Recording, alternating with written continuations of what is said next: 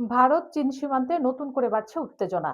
ভারতের সীমানার ঠিক পাশেই এবার পঞ্চম প্রজন্মের ভয়ঙ্কর J-20 মাইটি ড্রাগন স্টিলথ যুদ্ধবিমান মোতায়েন করেছে চীন। স্যাটেলাইট চিত্রে উঠে এসেছে এই চাঞ্চল্যকর তথ্য।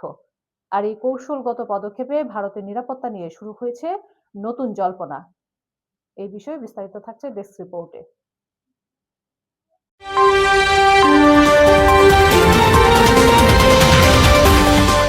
ভারতীয় সংবাদ মাধ্যম এনডিটিভির প্রতিবেদন অনুযায়ী লাদাখ ও অরুণাচল প্রদেশের মুখোমুখি দুটি বিমান ঘাঁটিতে পঞ্চম প্রজন্মের J-20 যুদ্ধবিমান মোতায়েন জোরদার করেছে চীন। স্যাটেলাইট বিশ্লেষণে দেখা গেছে হোটান বিমান ঘাঁটিতে 7টি এবং তিব্বতের দামসং বিমান ঘাঁটিতে আরও 4টি J-20 যুদ্ধবিমান উপস্থিত রয়েছে। সীমান্তে একসঙ্গে এত সংখ্যক J-20 মোতায়েনের ঘটনা এই প্রথম। সামরিক বিশ্লেষকদের মতে এটি সীমান্ত এলাকায় চীনের স্থায়ী যুদ্ধ প্রস্তুতিরই অংশ।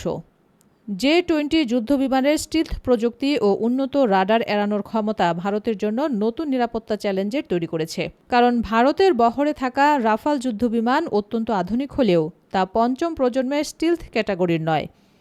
এদিকে চীনের সামরিক সক্ষমতাও দ্রুত বাড়ছে। প্রতিরক্ষা বিশ্লেষকদের তথ্য অনুযায়ী বর্তমানে চীনা বিমান বাহিনীতে 300 থেকে 500-র মতো J-20 যুদ্ধবিমান রয়েছে এবং প্রতি বছর 120টি পর্যন্ত এই বিমান উৎপাদনের ক্ষমতা অর্জন করেছে বেইজিং। ধারণা করা হচ্ছে 2030 সালের মধ্যে চীনের বহরে প্রায় 1000 J-20 যুদ্ধবিমান যুক্ত হতে পারে। এর বিপরীতে ভারত বর্তমানে 36টি রাফাল যুদ্ধবিমান পরিচালনা করছে এবং আরও 26টি কেনার চুক্তি করেছে। দেশের নিজস্ব স্টিলথ যুদ্ধবিমান AMCA প্রকল্প এগুলেও তা কার্যকরভাবে বিমান বাহিনীতে যুক্ত হতে আরও কয়েক বছর লাগবে।